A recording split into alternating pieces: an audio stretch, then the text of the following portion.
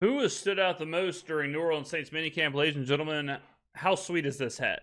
Two-lane, upside-down hitter. I know it's all jacked up. It's a green bill, but I just wanted to show you how awesome the hat is. Added a hat to the collection, so wanted to pass it along. Hat change. All right, couple other news and notes, ladies and gentlemen.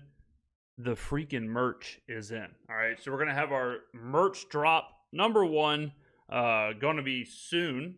I have all of the product. I have to set up the store. So I have to set up the actual store in order for you to make the purchases. But a lot of people have asked about the merch. So I'll show you what we got in drop number one. You got a mug option, okay? We know I love my mugs. I always have a mug on the show. This is the mug that we'll have for each and every one of you. Look at that. Unbelievable. Louisiana's best. Hot takes. Obviously, my name, Skrmetta. Look at the microphones. Look at the red microphone detail. That is unbelievable. I mean, shout out JKD, the graphic design team. The microphone, hot red microphones. Can you imagine walking into work and you've got this mug or just sitting on your desk? How much more respect you'll have in the office? All right, then we have option number one of the shirt. So we got two shirt options for the boys and girls. All right, this is a beautiful cream kind of color, like a creamy khaki, if you will. The patch on the front. All right, let's see if I can get it to where you see it. The patch on the front, boom. James Skrmetta, established 2015, face of the franchise with the unbelievable microphone fleur-de-lis logo. And then the back, boom. Dome Dog. Not a freaking condiment in sight. Incredible shirt. Incredible shirt. Walk around the Superdome in that, my God. And then the other option for your shirt, these are all going to be a medium, large, extra large, or double extra large. Patch on the front. This is a white shirt. Sparkly gold on this patch. And then the back, the boiling hot sports talk. Me in a crawfish boil with a crawfish, an alligator, a scrump, and these two hombres, which you know and love. You know who those are, but I can't say it. You know what I mean? Boiling hot sports talk. Great options. So those will be available soon. I just got to get the store set up. All right. Let's go ahead and get to the actual show. B, what do we got today? Just before we start, I just want to say, this is our first show since Minicamp started. But if you're already subscribed to the website, of course, you can read Nick's notes. You can read Mike's articles. But there is the live post-practice recap that you can get on the spot right there on the site. So, yeah, go subscribe. I mean, if you want, I've said this before, but if you want literally second by second, minute by minute, hour by hour information when it comes to practice, minicamp, OTAs, preseason, whatever, obviously go to New Orleans Football. I mean, they're leading the way in beat reporting in the NFL, I think. Make sure that you're subscribed to get that, because you've already heard Nick's thoughts immediately after the practice. But let's get into our first segment presented by Shough Insurance, the Earhart Agency. Nick, just kind of summarizing the last 2 days of football that we've seen. Who stood out the most during minicamp? Let me say this about young Brandon as well. I'm in a good mood because that's got my merch. I think he's doing a great job. I'll say that. I think Brandon's done a really good job filling in. Not even filling in, but he was asked to fill in, had to, and now he's a full-time hombre, young bull in this media thing. I'm sure he's learning a lot. I've seen him in the background of the media scrums in the locker rooms, holding the mics up, holding the cameras up. Does a good job hosting. Does a good job in these, whether it's with Nick or Mike. So yeah, I think he's doing a fantastic job. So kudos. Very difficult platform to just jump into. You're getting a lot of eyes on you, and you're probably being asked to do a lot. I mean, it's not just, hey, chill in your apartment and do these YouTube videos. It's go to practice, go to the locker room, go to camp, go to this, do to that. So shout out young Brandon. First of all, I'm excited right now. I'm excited to talk about this. I'm excited about being out there. I'm excited about having some football to talk about. It's going to be 6 weeks without it, and I'm not excited about that part. But I'm excited about this part right here, this conversation we're about to have. Yes. I mean, I think at the top, we start with the quarterbacks, right? I mean, it's 2 Yeah. and it's 6, and it's 6 and it's 2, and it's a bunch of other guys out there. And I mean, it's really just about them. And before I go on my 6-minute tangent, I'm going to let you take it first. I want to see what you got to say about them, and I'll kind of play off of that. No, I answered your question with a question.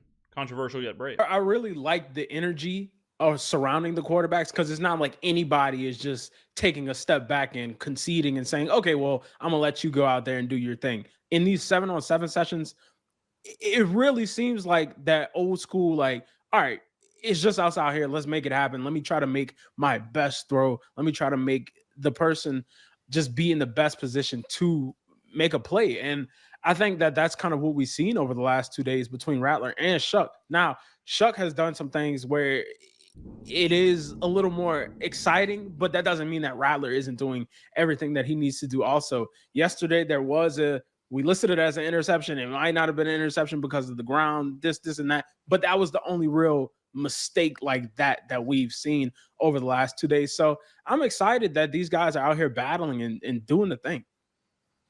The thing that stands out the most to me right now, real quick.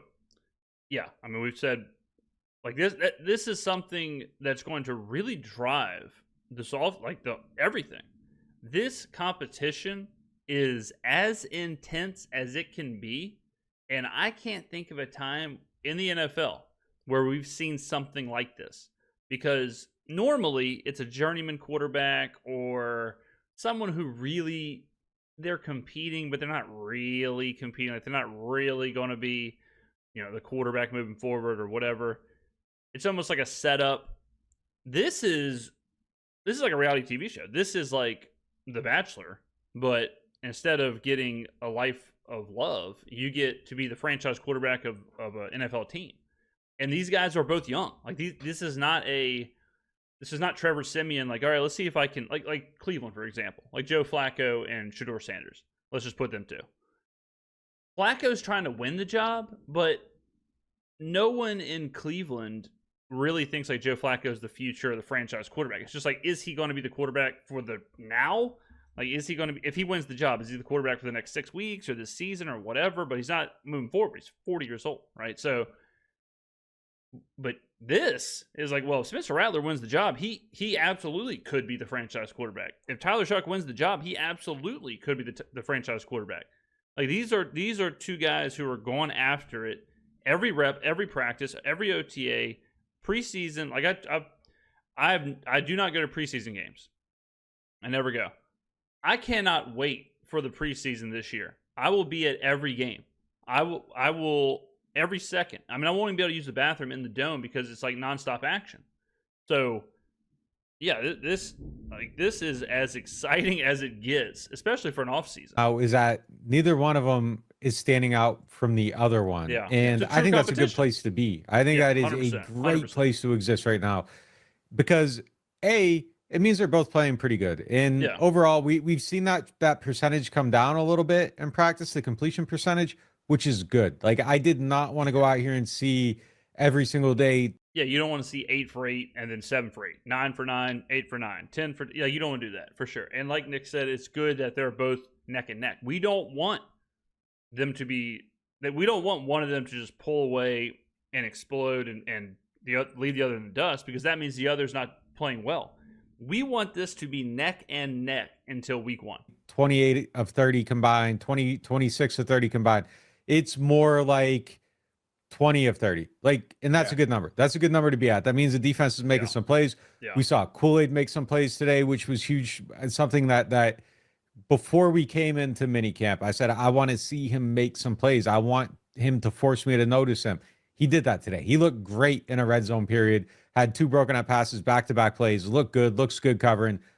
Okay, a little bit of sigh of relief there. We'll see going forward. I still have questions about the secondary as a whole, but that's a good first step. But right now, Shough and Rattler to me look about equal. And I think we could very easily sat here and said, not talk to each other at all, walking off, jumped on camera and said, hey, who had the best day? Write it down on a piece of paper and then reveal it. And we might have both had different names. And I don't I wouldn't have been able to be like, what? You know, like I think either way that it went, you'd be right in your answer. I think Rattler looks really good executing when he's on. I think he looks good attacking the seams. Had a really nice pass up the seams today to Chris Olave for a touchdown.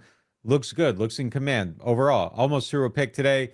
That's concerning. Threw a pick yesterday. That's concerning. So overall, these 2 days, if I'm forced to pick a winner of the two, I'm giving it to Shough. But I think it's really a split decision. Yeah, I mean, like, I've seen so many of these where it's like, who won the day? And I have seen videos and articles and tweets for both. So it's just a good old-fashioned fight right now. And that's a good place to be. But yeah, for sure. I say it's a good place to be because it's close right now in minicamp. What happens 6 weeks from now? Like, you have a guy that's very new to a system. Yeah, you know the answer. I mean, we all know the answer here. If it's close now, you would assume that Shough is going to eventually pull away because you give Shough more time with the system. You give Shough more time to be comfortable. You give Shough more time to get on time with his receivers. If it's close now, more than likely Shough will win. If I was a betting man, that's how I would see it. Now, relax, delete your comment, screaming. All right. Rattler could win. Doesn't mean he can't, but he does need to be the pace car. Like Rattler doesn't need to fall behind. If we start hearing like, okay, like right now they're neck and neck. If we start hearing like, all right, Shough had a good day. Shough had back-to-back best days. Shough had 3 best days in a row. Rattler threw another interception, whatever. It's going to be very difficult for Rattler to be the one who leads, drops back, then leads again. He needs to stay in the lead and keep that pace. So if they are neck and neck right now, betting odds would probably lead you to Shough and eventually kind of getting there.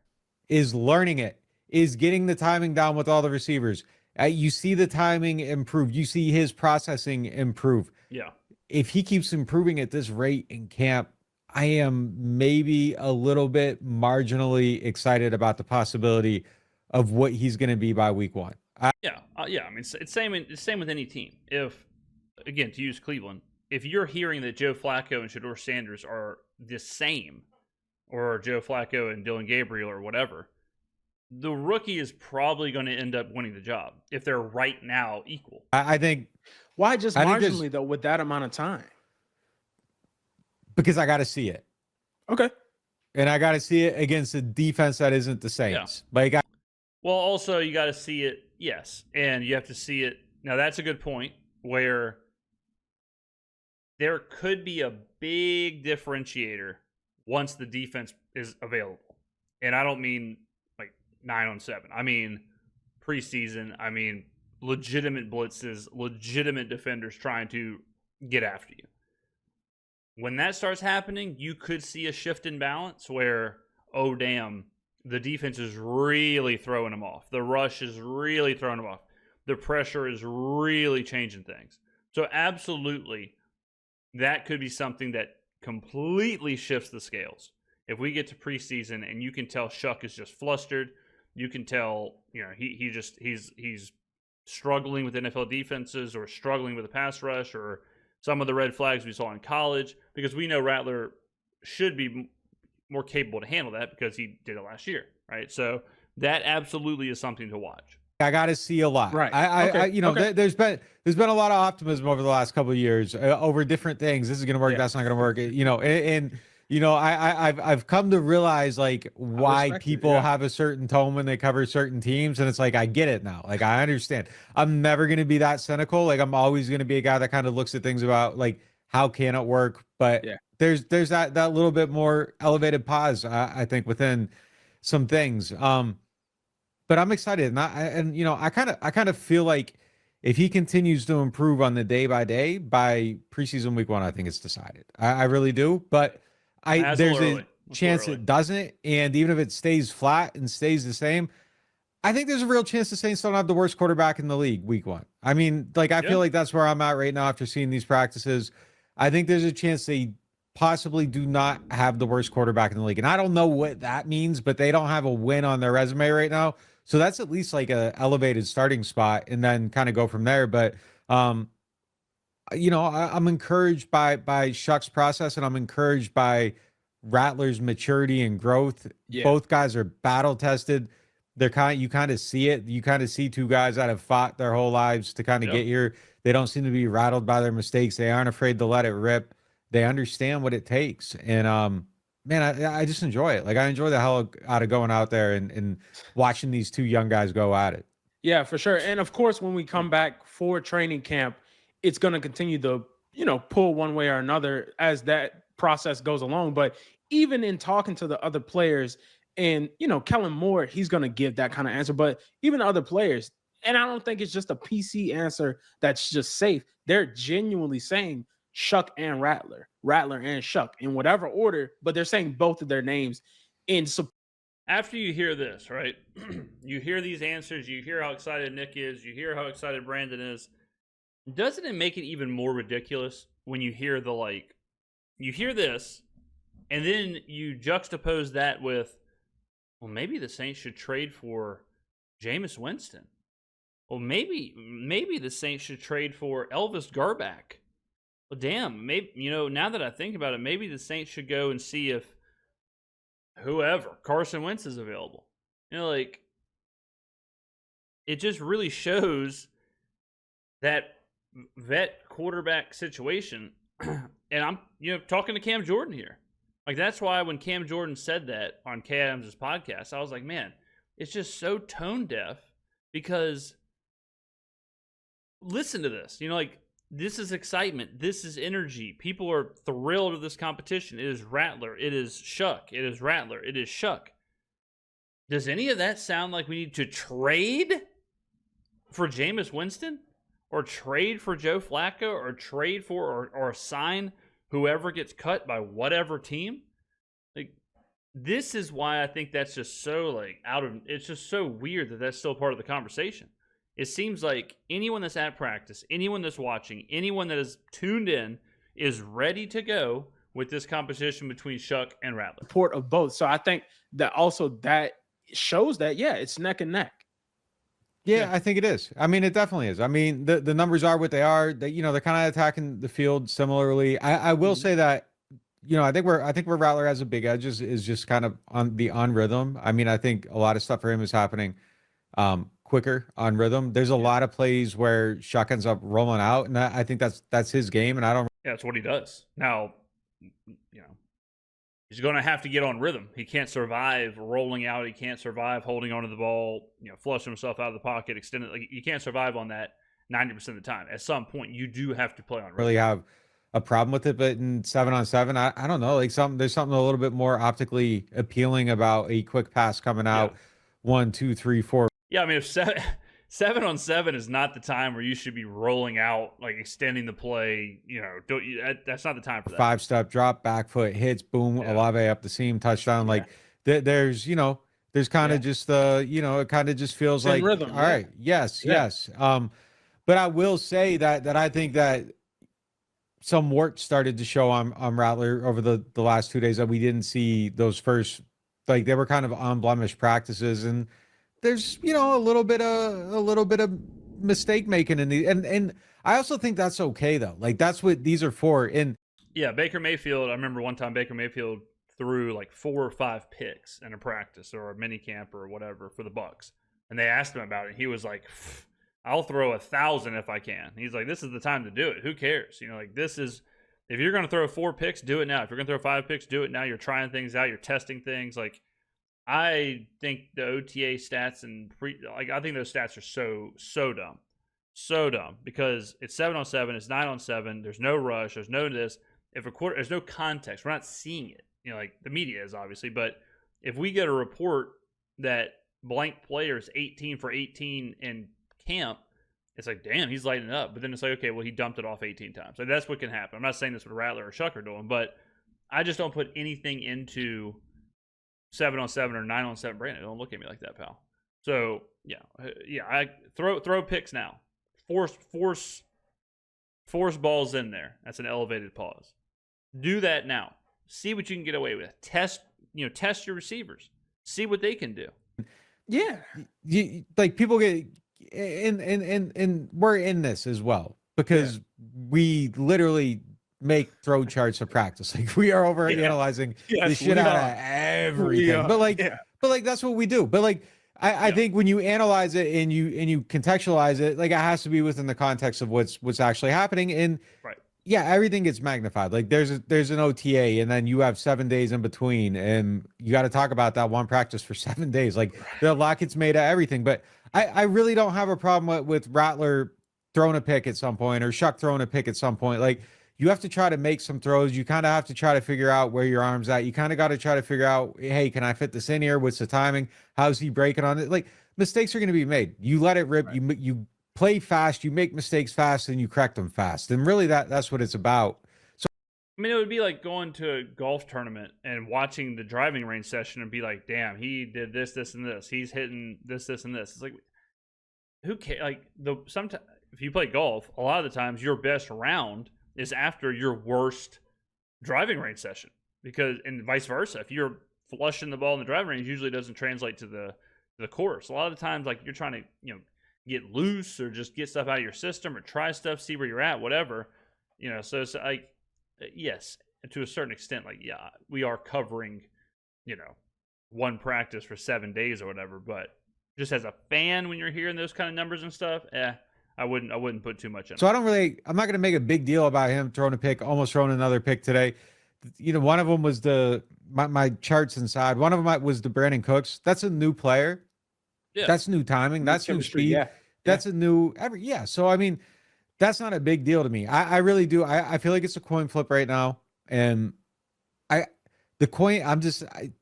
you see it the same way? Like the coin flip element to me makes it exciting because it means the newcomer is keeping pace with the guy that's been here for a year.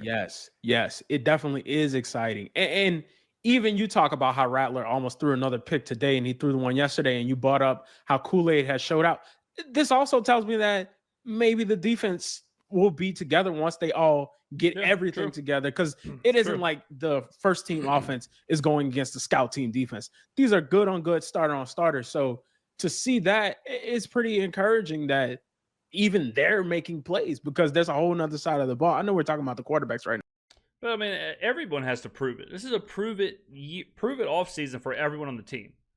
No one can just coast. Maybe Alvin Kamara, maybe like some of those players, but the players like Kendra Miller, Kool-Aid, Alante, like all these guys are trying to prove to Kellen Moore or Brandon Staley, like, hey, I'm a guy. I'm part of this thing moving forward. Because if they don't prove it, they will be gone.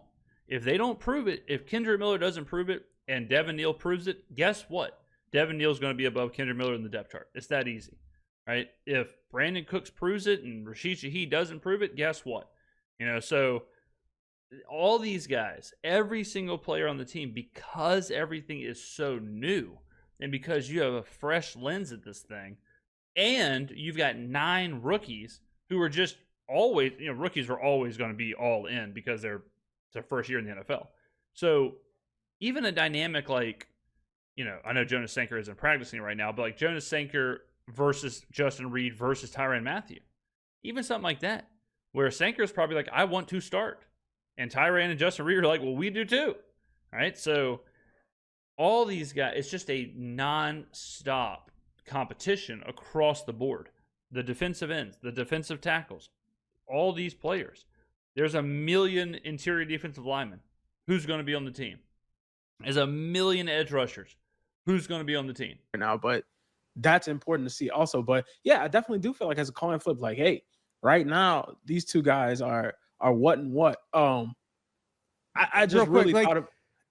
Yeah, go ahead. No, you're good. So the one thing I will say though too is I think the way I'm kind of phrasing everything is almost a little bit unfair to Spencer too. Like Spencer is the flip side of this, it being neck and neck, is that Spencer Rattler is keeping pace with the 40th pick in the draft. Like, yeah, for sure. Like, do not get and that's sometimes. And that part is, it's hard. Obviously, we're fair and balanced here, but these guys are neck and neck, running stride for stride, and that says a lot for both. Yes, it says a lot for Tyler Shough that he can come in and be right there with Spencer Rattler. It also says that, you know what, maybe Spencer Rattler is not your 5th round rookie or 5th round rookie last year. Maybe we got to look at him a little differently because he was in a weird draft where there were 6 quarterbacks taken in the 1st round. Rattler was taken 7th, the 7th quarterback, but he was taken 5 rounds later, 4 rounds later, whatever. Rattler probably is a 2nd-ish round pick in this past draft.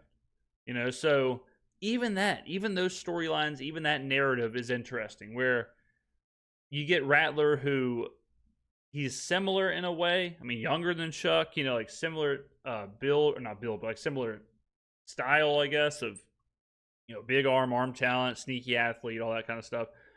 So yeah, I mean, this is big for Rattler too, that he's not just, okay, Shough is obviously better. It's not the case.